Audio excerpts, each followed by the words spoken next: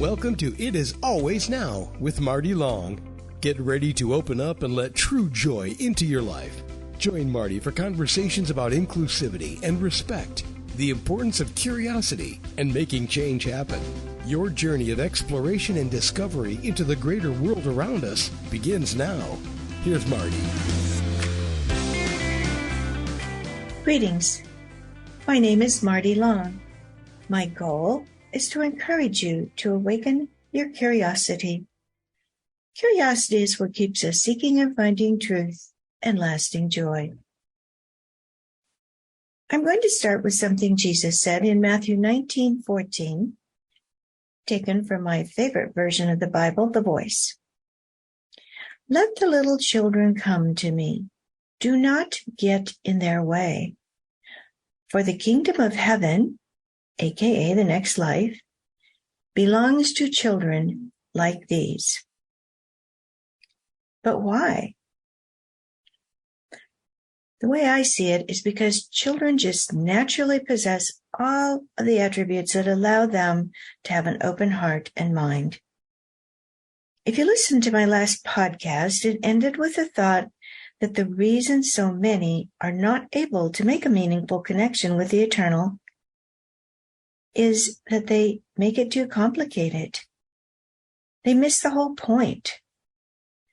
Children do not make things complicated. They embrace the joy. They live in the moment. They always want to help. If they see someone sad, they want to comfort them.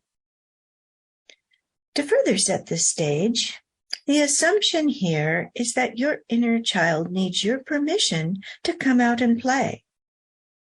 The word enliven comes to mind, to which Webster says, to give life, action, or spirit to, in all capital letters, Animate, animate. It seems that for many, their inner child is up in the attic, gathering dust and withering away. The idea here is to dust that child off and bring them into your heart. And let me just say this. If you don't have a lot of happy childhood memories, well, rescue that inner child from the attic and together relive it the way it should have been. What do you think? We often say, stop and smell the roses. But it seems like we have to put that on our to-do list or we forget to do it. Not much of an exaggeration, I fear. And you see my point? How many times a day do you stop and think to yourself, I really must go out and smell some roses? Which, of course, is a euphemism for things like take a quick 5-minute walk and let your mind go neutral. Pick up your go-to book and read a few pages. Find a little spark of happy. Cheer up a colleague who looks like they're having a bad day. Or have a cup of coffee or glass of wine with a friend. In other words, get outside of yourself, your routine, your obligations. Clear your head and feel the joy. Children get so excited about the little things. They don't have to stop and smell the roses. It just comes naturally. Some of us are actually embarrassed if we get a little too excited about something as inconsequential as a rose. Or we tell ourselves we do not have time for such silly things. We talk about and write about joy and happiness. We read books about it. And then we're reluctant or afraid, or maybe we just don't know how to be joyful and happy. That is sad.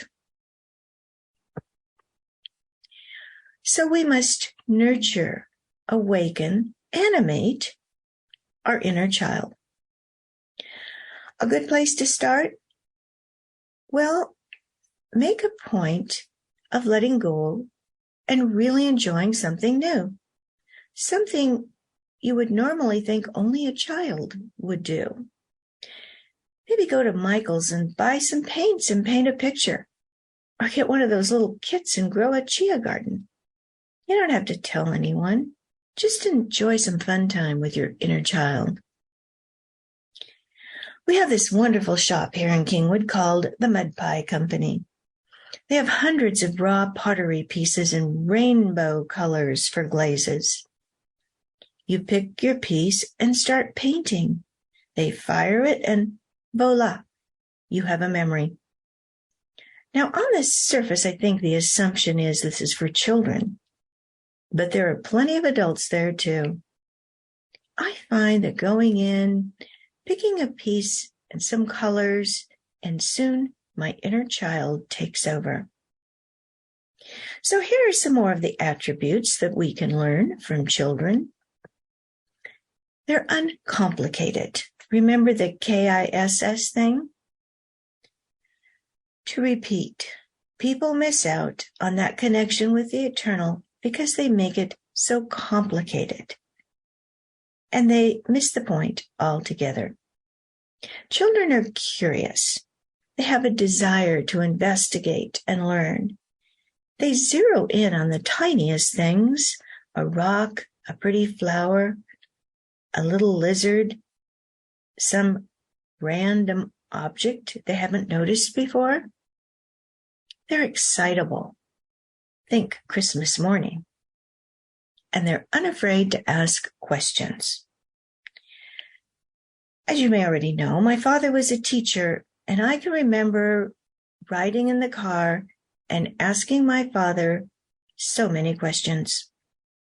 He was very patient, but after, I don't know, maybe 15, 20 minutes, he would say something like, "I think that's enough questions for right now, don't you?" He said it in such a nice way, I didn't pick up on the fact that he probably was thinking, "I can't stand to hear another question." But my inner child was very happy. A few more words from Webster. Eager, an impatient desire. Show emotion, a conscious mental reaction. Let yourself feel the excitement. Unabashed, unashamed, unapologetic. Don't care what others think. I'm doing it. Do you remember who Andy Rooney was? Andy Rooney was. He was the closer on 60 Minutes for years. Here are a few of his wise and wonderful observations. I've learned that you should never say no to a gift from a child. And for this, I have a picture of a small child holding a flower. Another from Andy.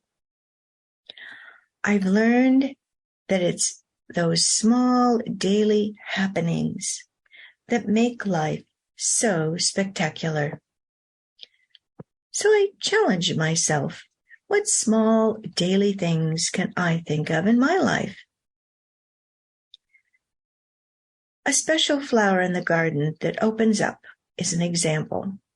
A few years ago, I planted quite a few bulbs, and for some reason last summer only one of them was there to come to life. First, there was this long green stem with some nice leaves on it. And then 2 little buds appeared. And eventually they opened up, and it was 2 twin lilies that were so beautiful. I believe it did that twice last summer, and it was the anticipation that it might do it again, and then the pure pleasure of just looking at those delicate, beautiful flowers. Or a friend calls, or I take time to call a friend, or I should. How many times do I think, oh, I should call this person. I haven't talked to them for a long time, but I'm busy right now. I'll do it later. And, well, I pretty much never do it. Or it's a cloudy day, and suddenly the sun breaks through and a ray of light comes into the room where you're sitting. You enjoy it. It's a special moment. Or I have an epiphany, and I take a few minutes to ponder it. Hit the pause button if you want and think of a few examples of your own. maybe even jot them down. Memories are such a great way to play with your inner child.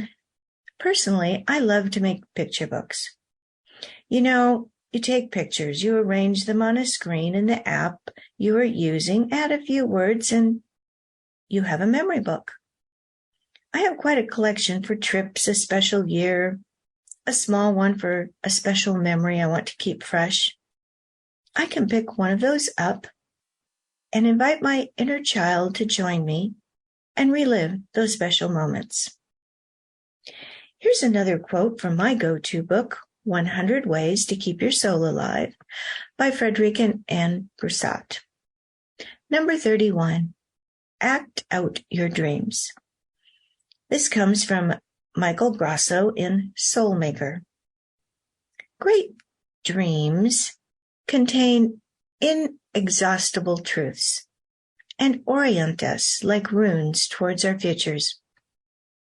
One hesitates to try to explain them. One wants to dance them, act them out in living gestures. The more we put ourselves into a great dream, the more we get back. Great dreams are wells that never dry up.